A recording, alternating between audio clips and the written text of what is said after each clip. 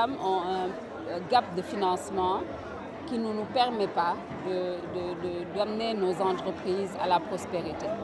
Donc c'était l'occasion de revisiter les différentes formes de financement qui existaient et en faisant ce parcours, nous nous sommes rendus compte qu'il y avait une finance, une économie que nous n'avions pas l'habitude de regarder.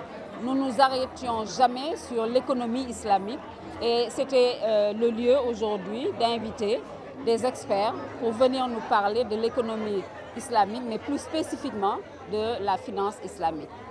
Parce que justement, nous avons besoin de financement innovant, nous avons besoin d'avoir un autre regard sur ce type de financement, mais puisque nous ignorions les tenants et aboutissants de ce financement, il était intéressant de s'asseoir et d'écouter les experts nous en parler. C'était l'objet de cette rencontre. Vous savez, nous sommes des entrepreneurs. Nous sommes femmes, c'est vrai, mais nous sommes des entrepreneurs. Et nos entreprises sont sujets à la rentabilité. Pour être rentable, il faut beaucoup produire, mais avant de produire, il faut beaucoup vendre. Et pour vendre, il faut aller vers les marchés. Donc aller vers ces marchés-là, c'est aller d'abord le marché national, mais aller vers le marché sous-régional, le marché régional et aujourd'hui le marché continental. Mais nous ne nous arrêtons pas. Nos ambitions sont d'aller au-delà. Aller au-delà, c'est explorer d'autres pays. En l'occurrence, un pays comme le Canada, avec qui aujourd'hui nous avons signé une convention, un protocole d'entente qui va permettre aux entreprises de notre organisation d'être en partenariat avec des entreprises canadiennes et de pouvoir vraiment travailler avec les autres pays.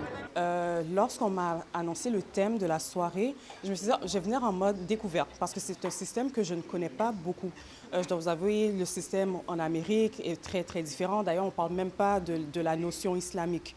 Donc, de comprendre cette approche, de voir comment elle est implémentée au pays, ici au Sénégal, mais pas juste au Sénégal, on s'entend qu'il y a d'autres pays où on retrouve ce système islamique-là. Donc, pour moi, c'est vraiment de comprendre, justement, et de découvrir. J'étais vraiment plus en mode découverte ce soir. Moi, personnellement, je suis épatée, pour être honnête avec vous. Pourquoi je suis épatée? C'est que, justement, au sein de la Chambre de commerce Canada-Afrique, on a une commission aussi de leadership féminin. Et dans cette commission-ci, on retrouve justement des femmes chefs d'entreprise, des investisseurs en heureux, avec le E bien sûr à la fin, et des entrepreneurs. Donc à ce moment-ci, notre but au sein de la Chambre, c'est de pouvoir créer des maillages. Donc des maillages autant entre Canadiennes, mais également entre Canadiennes et Africaines venant de différents pays d'Afrique. Donc en ayant cette relation, en ayant cette entente, ce partenariat-là avec l'UFCES, ça nous permet justement de pouvoir créer ce maillage, mais également aussi de pouvoir créer un réseau, que ce soit au niveau du mentorat.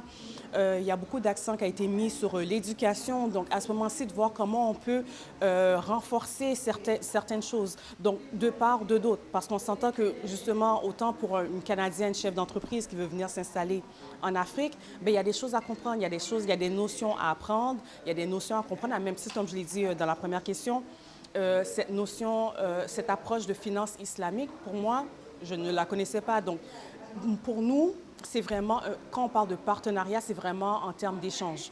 Donc, ce n'est pas simplement on vient avec une expertise canadienne, mais c'est également de comprendre l'expertise aussi qu'il y a sur le sol africain et de voir comment on peut grandir ensemble. Comme je le disais tout à l'heure, on doit apprendre à conjuguer l'organisation, l'entreprise donc au féminin. Pas parce que c'est le sexe féminin, mais parce que ce que la femme représente en termes d'attributs, en termes de valeurs aujourd'hui, toutes les compétences exécutives qui sont essentielles, qui sont fondamentales pour assurer à une organisation de la performance, de la qualité, généralement ces valeurs-là habitent la femme et particulièrement donc la femme sénégalaise. Donc c'est tout ce qui est éthique, tout ce qui est justice, tout ce qui est performance, tout ce qui est innovation, créativité. Nous voyons comment nos braves femmes se battent et comment elles portent donc, les micro-entreprises, les très petites entreprises, les entreprises petites et moyennes, mais les grandes entreprises aussi. Donc avoir un socle, une plateforme où on échange Et aujourd'hui, le thème qui est porté sur la finance islamique, mais finance islamique, je peux tout simplement dire un débat ou des échanges qui portent sur les financements innovants. C'est tout simplement fabuleux et magnifique. Et quand ces femmes-là portent la question du développement, accompagnent donc les efforts de l'État, les efforts de la nation pour la prospérité, pour le développement, mais aussi, au-delà de leur propre entreprise, mettre sur la table de grandes questions qui intéressent tout le monde, tous les acteurs, toutes les familles d'acteurs. On ne peut que s'en féliciter. J'étais donc là au nom du gouvernement pour soutenir cette initiative, les encourager, et je repars rassuré. J'ai appris en fait que la plateforme elle est à une dimension nationale, est présente dans toutes les régions, dans tous les départements. J'ai aussi eu, en tant que ministre de l'Éducation nationale, à faire le plaidoyer pour une connexion de cette plateforme aux filles, aux jeunes filles donc, qui sont dans nos établissements. Et heureusement d'ailleurs que je trouve l'Union des femmes chefs d'entreprise déjà en connexion avec certains établissements. Moi-même cité le cas précis donc, du CM de Kennedy que j'ai vu à l'œuvre, donc de jeunes filles déjà avec un mindset extrêmement fort au plan entrepreneurial, mais aussi en termes de comportement, d'attitude. Donc je vois la source d'inspiration. Donc il y a des marraines, il y a des leaders qui inspirent donc ces écoles, ces jeunes filles. C'est déjà une chose extraordinaire. Encore une fois, je repars d'ici, ici très très satisfait. Et je peux assurer donc à cette plateforme et à ces braves dames tout le soutien du gouvernement donc, du Sénégal. Oui, la question des valeurs est une question fondamentale. Vous avez noté que le Premier ministre a créé une nouvelle direction, la direction générale donc, du civisme, qui loge maintenant à la primature. Qui était généralement logé donc, au niveau du ministère de la Jeunesse, mais cette fois-ci qui a un portage de très haut niveau. Parce que pour le gouvernement, la question des valeurs est fondamentale. Vous savez, on ne peut pas créer de valeurs économiques lorsqu'elle n'est pas portée par les valeurs elles-mêmes. Et donc c'est des valeurs de justice, de redistribution, d'équité, des valeurs de résilience, de civisme, de patriotisme, des valeurs liées à l'hygiène, etc. Tout cela, donc c'est ce qui porte en réalité une économie, une nation. Donc c'est une question fondamentale. On sort même du champ de la morale pour nous situer dans un autre champ, un autre périmètre, le champ vraiment de la transformation. Et cette transformation, l'huile ou le moteur ou le carburant qu'il faut, c'est le carburant donc des valeurs.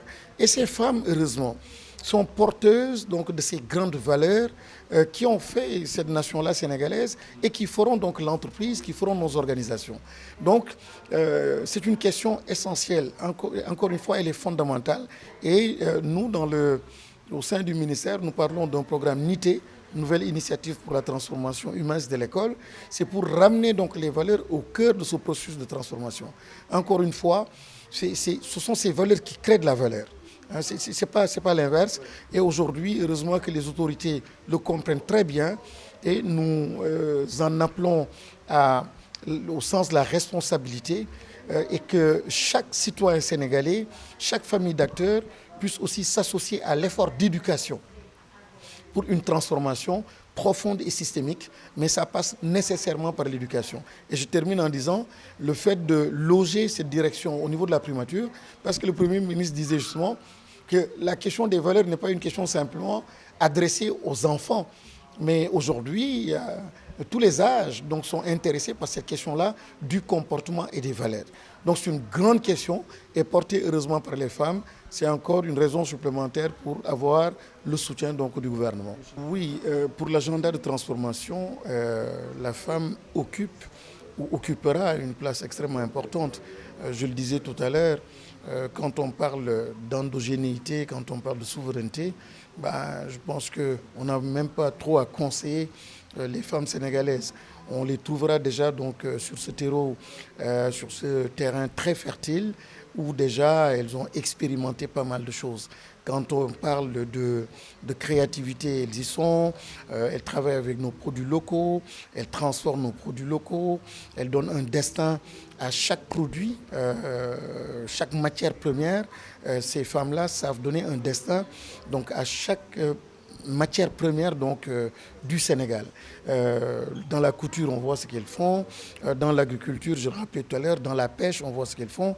L'art culinaire, on voit ce qu'elles font. Donc, dans tous les segments de notre économie, la vie de notre nation, on voit les femmes très, très présentes. Donc, elles seront au cœur de cette transformation. Et heureusement que le gouvernement donne encore davantage de place à ces femmes en mettant en place un gouvernement qui compte en son sein le ministère de l'économie sociale et solidaire. En réalité, ça touche tous les Sénégalais, mais en particulier, ça touchera donc les femmes. Vous avez entendu la position et toutes les actions qui sont menées par le ministère de la Famille.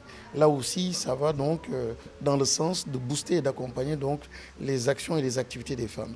Et vous avez le ministère donc, du Commerce qui joue un rôle extrêmement important et pas mal de structures tournent autour donc, des femmes. Encore une fois, juste des exemples pour dire l'importance donc, de ces femmes dans la transformation donc, du pays à l'horizon 2050.